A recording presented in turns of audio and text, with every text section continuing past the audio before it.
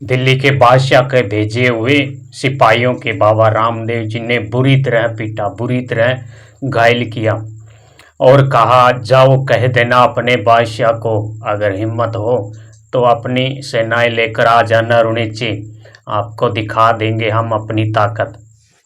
जय रुणिचे के श्याम, अजमल घर अवतारी, आपके श्री चरणों में कोटि कोटि वंदना। मित्रों, आज के वीडियो में आपको बाबा रामदेव जी का उगड़गढ़ के जो पड़ियार थे उनको सबक सिखाया, और दिल्ली के बादशाह जिन्होंने भाई सुगना और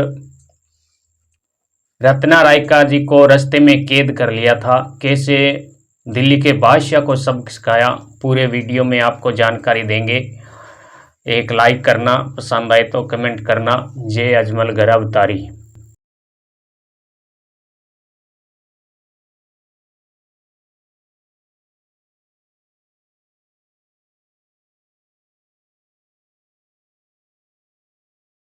मित्रों, यह बात तब की है जब बाबा रामदेव जी का विवाह हो।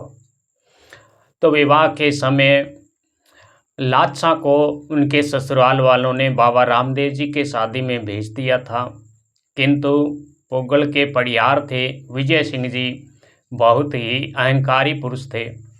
वे बाबा रामदेव जी से नफरत करते थे। वे कहते कि रामदेव तो मेघवालों के घरों में जाता है, जम्मा लगाता है, ये कामड़िया है और तंदूरा बजाता है। तो ऐसे वचन कहता और सुगना बाई से कहता कि मैं आपको रुणेचे नहीं भेजूंगा, क्योंकि तुम्हारा भाई कामड़िया है, उस कामड़िए के घर मैं तुमको कभी नहीं भेजूंगा। एक बार माता मैणा दे बहुत ही दुखी थी। माता जी को दुखी देखकर बाबा रामदेव जी ने कहा, हे मैया, मेरे विवाह का बहुत ही शुभ अवसर है, खुशी का माहौल है, सब और खुशियां हैं, किंतु आपके मुख पर उदासी कैसे है?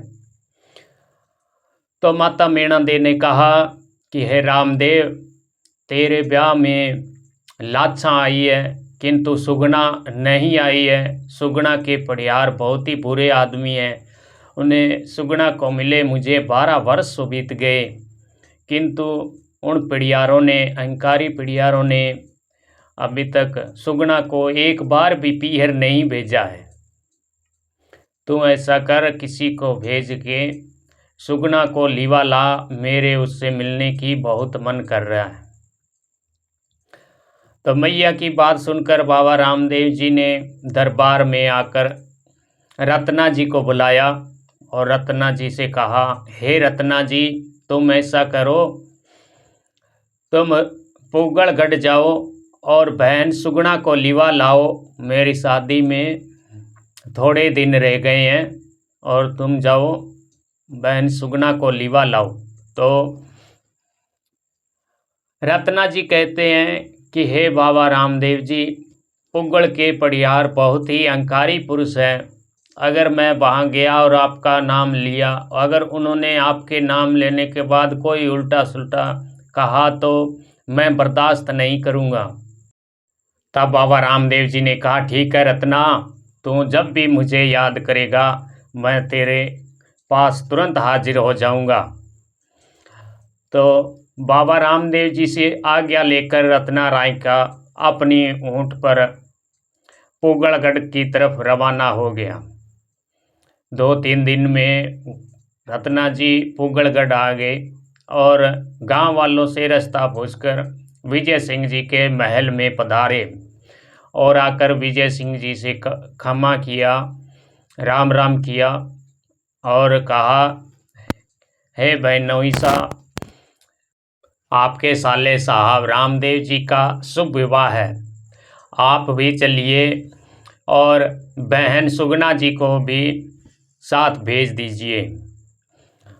तो बाबा रामदेव जी का नाम सुनकर विजय सिंह जी बहुत ही गुस्से में आग बबूले हो गए और गुस्से में भरकर बोले, हे रत्ना, उस कामड़िए का नाम तो इस पड़ियारों की राजसभा में ले रहा है, वह कौन सा हमारा साला है, वह तो मेघवालों के घर जाता है, तंदूरे बजाता है, वह कामड़िया है, वहाँ हम महारानी को कभी भी नहीं भेजेंगे। आपका रामदेव तो मेघवाल है, तंदूरे बजाता है, कामड़िया है, हम उस कामड़िए के घर रानी सा को कभी नहीं भेजेंगे। तो बाबा रामदेव जी के अपमान भरे शब्द सुनकर रत्ना जी को बहुत ही गुस्सा आ गया। वह कहने लगे, भाई नोईसा, आप जिसे कामड़िया कह रहे हैं वे तो सर्वशक्तिमान है, वे तो द्वारकाधीश है। उन्होंने भैरव जैसे बुरे बुरे राक्षस को पल भर में मार गिराया। तब विजय सिंह जी और भी गुस्से में भर गए कि तुम उस कामड़िए का नाम बार बार हमारी राज्यसभा में लेकर हमारा अपमान कर रहे हो। और अपने सैनिकों को आदेश देता है कि इस रत्ना को पकड़कर तुरंत अंधे कुएं में उल्टा लटका दो। इतना सुनते ही विजय सिंह के सिपाही रत्ना जी को पकड़ लेते हैं और एक अंधेरे कुएं में उल्टा लटका देते हैं। तो कुएं में लटके लटके ही रत्ना जी बाबा रामदेव जी से फरियाद लगाते हैं, हे धनी, हे रुणिचे के श्याम, हे द्वारकानाथ, आपका सेवक अभी दुख में है, आओ आओ हमारी सुध लो बाबू जी, सुध लो। उधर सुगना बाई जब महलों में थी तो एक दासी ने आकर समाचार दिया कि आपके पीहर से एक रत्ना जी राय का आया था, जिन्होंने राजा साहब ने अंधेरे कुएं में उल्टा लटका दिया है। तो दासी की बात सुनकर सुगना बहुत ही दुखी हुई और अपने भाई से फरियाद करने लगी, हे भाई, मुझे लिवा लेने के लिए आपने रत्ना जी को भेजा था, जिन्होंने इन अहंकारी पिड़ियारों ने उसे उल्टे कुएं में लटका दिया है। आओ बीरा आओ, अब तो आपको आना ही पड़ेगा। उधर बाबा रामदेव जी अपने महलों में आराम से सो रहे थे। जब रत्ना जी की और बहन सुगना की करुणा भरी पुकार उनके कानों में पड़ी तो वे तुरंत उठकर बैठ गए और माता जी के पास जाकर बोले, हे मैया, रत्ना जी को पुगड़ के पड़ियारों ने कैद कर लिया है और बहन सुगना हमें बुला रही है, हमें तुरंत ही जाना पड़ेगा। तो बाबा रामदेव जी की बात सुनकर मैया बोली कि रामदेव, तू तेल पीठी चढ़ा हुआ है, अभी बाहर नहीं जा सकता। किंतु मैया की बात एक न सुनी, तुरंत उन्होंने लीलुड़े घोड़े को आवाज़ लगाई और घोड़े पर सवार हुए। घोड़े पर सवार होते ऐसे लग रहे थे कि महावीर जो घोड़े पे सवार हुए उनके हाथों में एक बहुत ही शक्तिशाली भाला और नेजा है जो सूर्य के समान चमक रहा है। और उनके घोड़ों की, उनके लीलोड़ा घोड़ों की तो व्याख्या ही क्या करनी। उनका लीलोड़ा घोड़ा हवा में बातों करने वाला, पवन वेग से उड़ने वाला बहुत ही दिव्य घोड़ा था। तो कुछ ही पलों में वे पुगड़गढ़ में आ गए और पुगड़गढ़ के एक सुने उजड़े हुए सूखे हुए बाग में आकर ठहरते हैं। तो बाबा रामदेव जी की कृपा से सूखा हुआ उजड़ा हुआ बाग हरा भरा हो जाता है। तो यह देखकर बाग का माली आकर देखता है तो एक व्यक्ति घोड़े समेत आसमान से उतरा है और बाग में एक तरफ बैठकर तंदूरा बजा रहा है। तंदूरे की झणकार पत्ते पत्ते में सुनाई दे रही है। इतनी मनमोहक आवाज़ सुनकर वाली एक प्रकार तो मोहित सा हो जाता है। फिर वह जाकर सब वार्ता पुगड़ के पेड़ियार विजय सिंह जी से कहता है कि हमारे बाग में रामदेव जी पधार चुके हैं और हरा सूखा हुआ बाग जो है वह हरा भरा हो चुका है। बाग में कोयल पपैया बोल रहे हैं।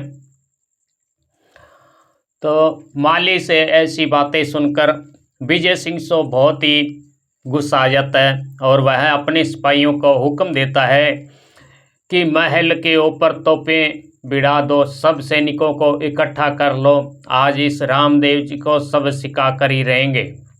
उधर बाबा रामदेव जी ने देखा कि पुगल के पड़ियार अभी भी नहीं समझे, अभिमान के कारण हमसे युद्ध करने के लिए चले हैं, तो उन्होंने अपना विजय शंख बजाया। शंख की आवाज़ सुनते ही देव पुरुषों और देवियों की कतार सी लग गई। 52 भैरू चढ़ कर आए, हरबू जी आए, प्रभु जी आए, पाबू जी आए और माँ दुर्गा आई, कालिका आई और आकर बाबा रामदेव जी को प्रणाम किया और कहा, हे द्वारकानाथ, किस लिए याद किया।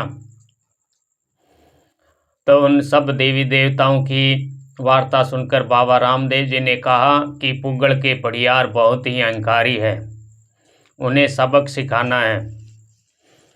तो जब पुगल के पड़ियारों के बहुत से सैनिक बाग की तरफ आ रहे थे, तो रास्ते में ही 52 भैरुओं ने ऐसा कोहराम मचाया कि पुगलगढ़ की जितनी भी सेना थी सब की सब मर खप गई। तो पुगल के पड़ियारों ने महल पर रखी तोपें चलवाई, जिससे बाबा रामदेव जी की कृपा से वह तोपे में सब गोले फूल के रूप में द्वारकानाथ के ऊपर बरसने लगे।